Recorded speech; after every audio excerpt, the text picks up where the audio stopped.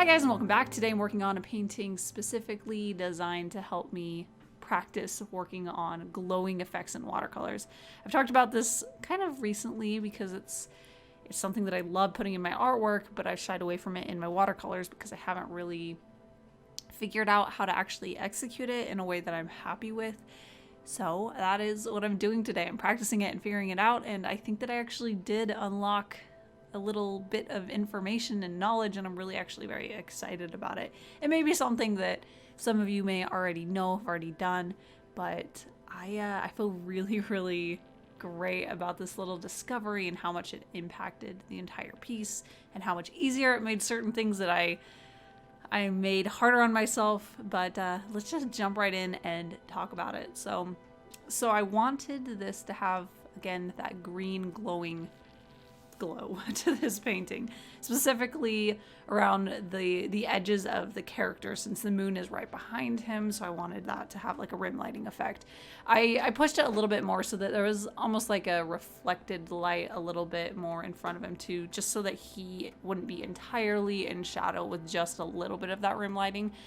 And the thing that I tested out with this piece and I was really happy with is actually just going in straight with one very light wash of that glow color. So since I wanted the moon to be green, I went in with this nice pale green color and I just painted in all of his skin.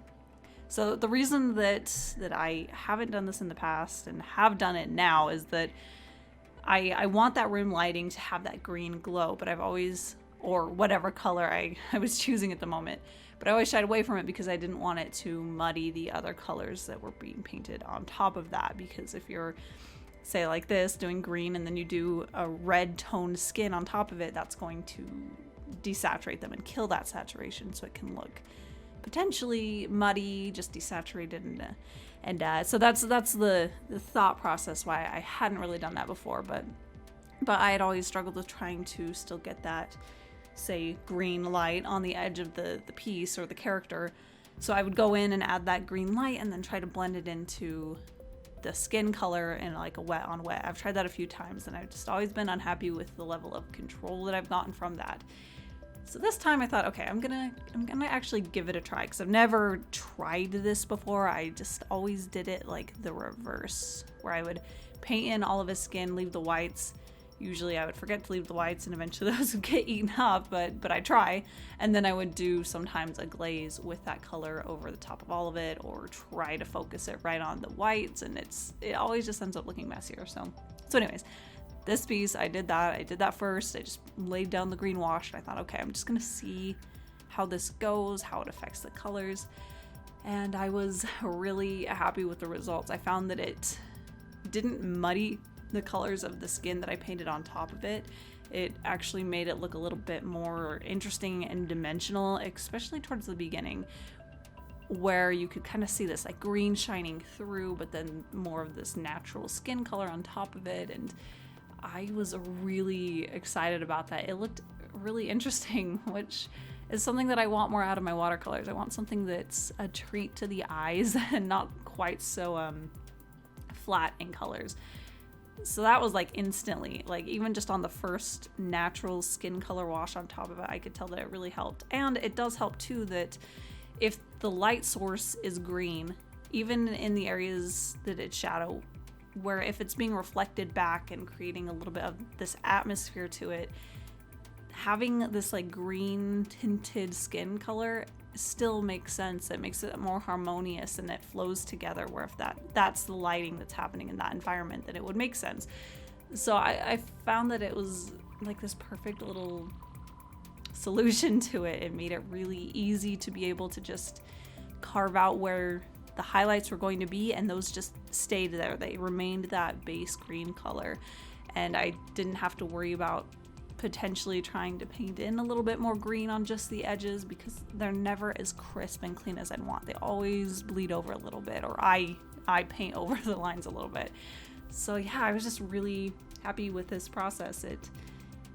It's definitely one of those simple things where it's like I hadn't really tried it this way, but I've tried a lot of other methods, and now that I've done it this way, it makes me really want to experiment more and test the boundaries of it. Like how far of a difference can I have between the color of the light and the color of the object I'm actually painting, and just a lot of different components that can go into it. The more that I test it out, the more I can know what I can actually achieve with this effect, and if there's any empty spaces where I have to use a different technique for different colors or values or whatever the case is.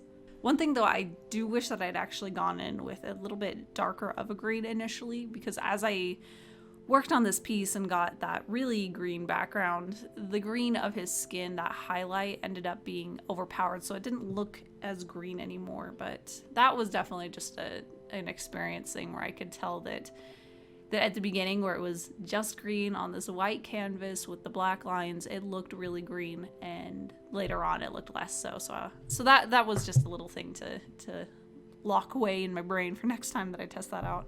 And on his hair, I wanted it to be this really bright white to it. So that's why I actually avoided going in with the green. I know that this isn't purely realistic in the way that it would interact with the light, but I wanted it to feel kind of unearthly and a little bit like it had its own glow to it. So ultimately I left like the main color of the hair that white, the paper white color, and then I took a gray color that I mixed several different paints together to get this more complex gray, and I used it really lightly just to establish some of the darker values, specifically on the strands of hair that were closest to his face and more downward and away from the edges and the center of his hair.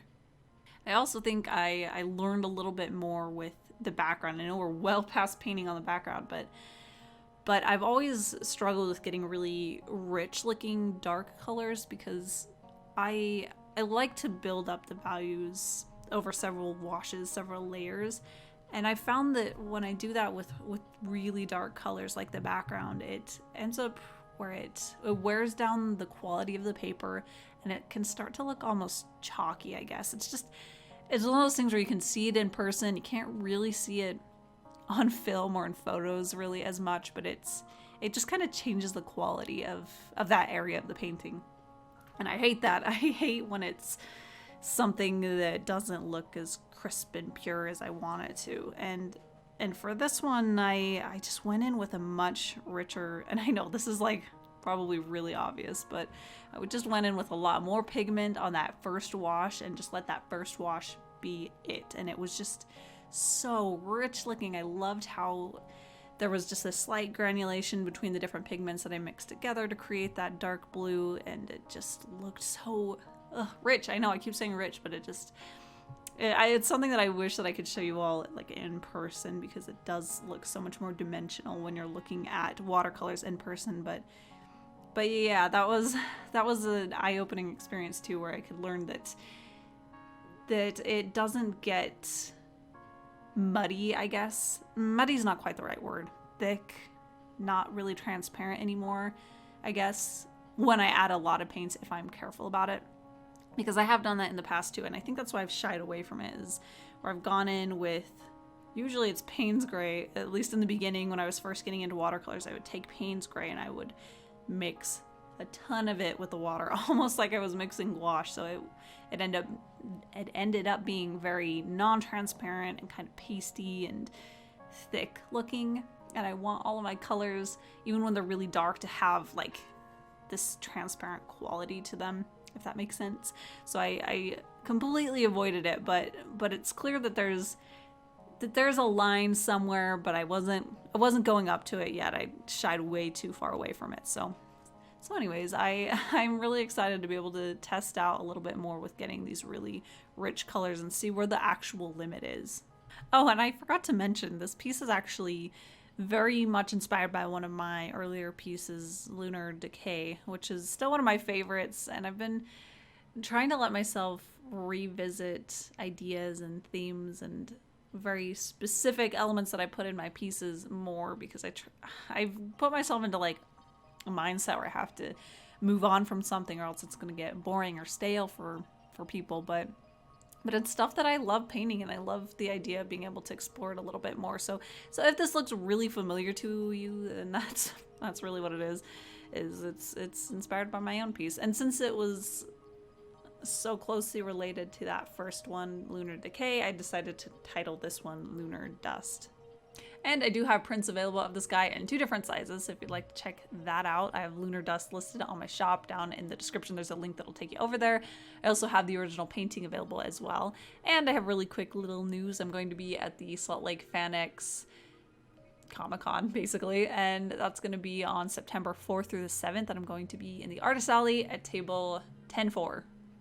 So I'd love to be able to see some of you guys there if any of you are going to be there, but that's about it for today. So thank you guys so much for watching, and I'll see you then.